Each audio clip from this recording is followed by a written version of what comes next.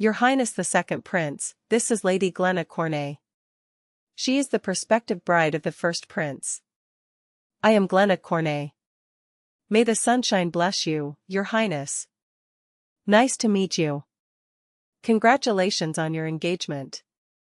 Franz Zahir kissed the woman's hand with an emotionless expression. Her chin lifted slightly at his polite gesture. She seemed quite satisfied with the respect the second prince showed her. Franz glanced at the woman, then lifted his champagne glass to his lips. The woman who would become the first prince's wife seemed a perfect match for Crichton. Her arrogant bearing and stiff appearance suited him perfectly. Franz made a dry, formal remark. I imagine I'll see you soon at the palace. Yes, Your Highness. By the way, didn't Prince Crichton come to Nerit today? She clearly wanted to continue the conversation. But Franz turned away, pretending not to notice. He didn't come. Franz answered dryly, adding nothing more. Glenna's face flushed with anger at his ignoring her. She pursed her lips and snapped her fan open with a sharp movement. The light clicking sound of the fan made Franz furrow his brow slightly. She's more stupid than I thought. Despite his obvious disinterest, she showed no intention of backing down. Glenna seemed rather fishy. The first prince's prospective wife, huh? I can't just kick her out. When Glenna cleared her throat, Franz let out a soft sigh. He looked at her reluctantly, and she flashed a wide smile. I heard that the most handsome young men of the empire have gathered in Nerit this spring. It is said that it is all for the sake of Lady Nerys, Count Daniel's adopted daughter. Did you know that? I see. So, what brings you here, Your Highness? Ah. Did Her Majesty the Empress send you? Yes. Her Majesty must care deeply about Nerys. She is her niece, after all. Have you met her? It was clear from his tone that he was answering merely out of courtesy. With each brief reply from him, Glenna's face grew redder and angrier. She waved her fan quickly and lifted her chin. So, have a nice stay here. Franz's brow twitched slightly when she ended the conversation so abruptly. However, he merely shook his head without showing any annoyance. At his reaction, Glenna turned on her heel. Her entire body screamed that she had no intention of talking to him anymore. Franz smiled faintly at her obvious hostility. It'll look good next to Crichton. Crichton had taken a keen interest in Glenna's beauty ever since their engagement had been announced. Now that Franz had seen her for himself, he had no doubt that her exquisite beauty would meet with his brother's approval. Franz offered his brother a dry congratulation in his mind. With a gorgeous bride like her, there is no doubt that they are perfect for each other. As for her personality or other qualities, who knows how Crichton would evaluate her? He'll figure it out himself.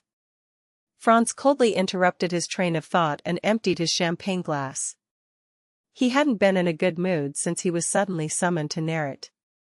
He was currently residing in the spring palace of the Roshanak family, and had been invited by Count Daniel Roshanak. Spring fishing trip, huh?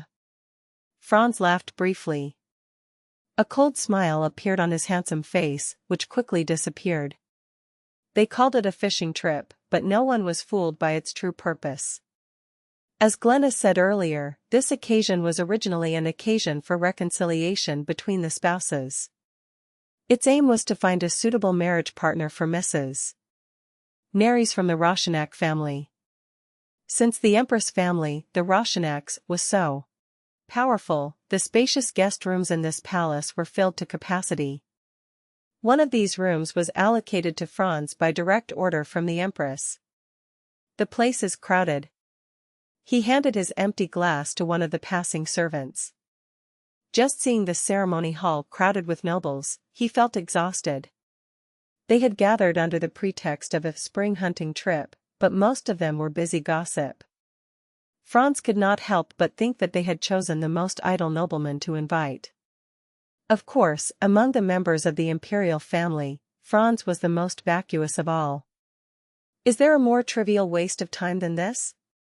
He looked around the concert hall, then turned his back.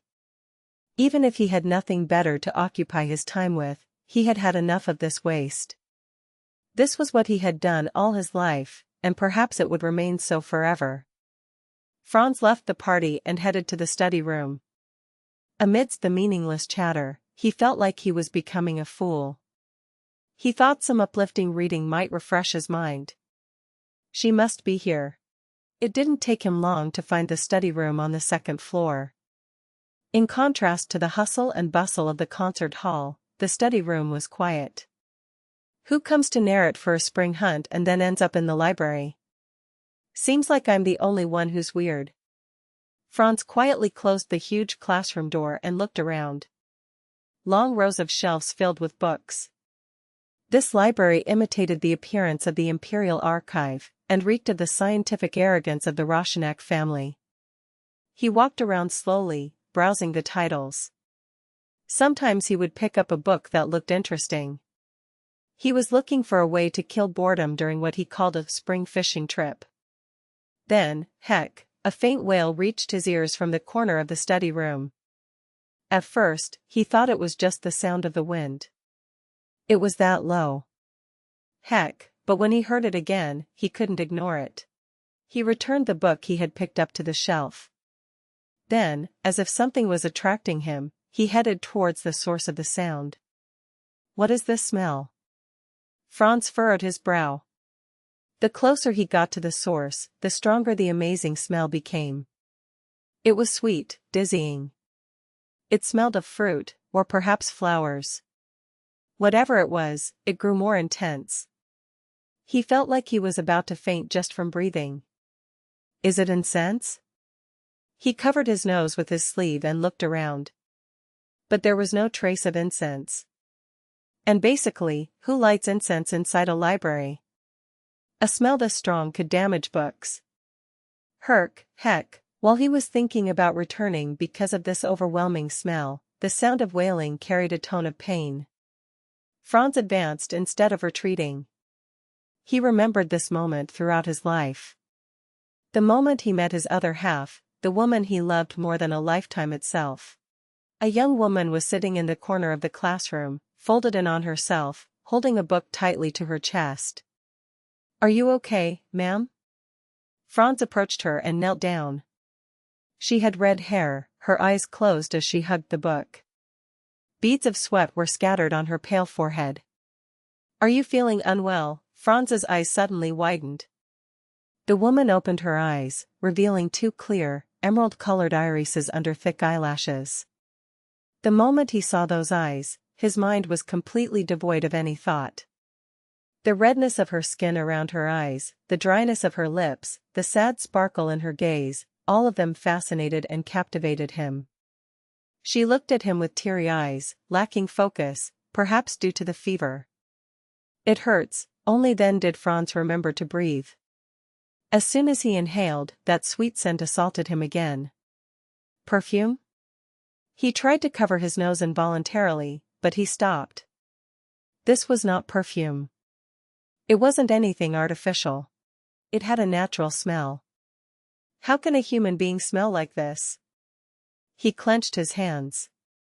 From a distance, the smell was subtle, but up close, it made him feel weak in the knees. Franz had lived his whole life separated from lust. But now, he felt an overwhelming desire to steal a kiss from her.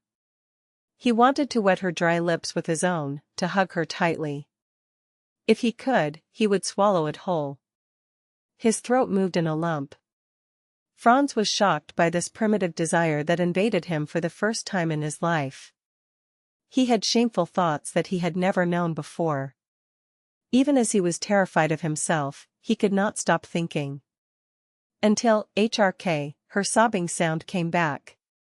You idiot. Franz came to his senses. He had a vile thought while the woman in front of him was in pain. It was no better than rubbish. Where does it hurt? Should I call the doctor?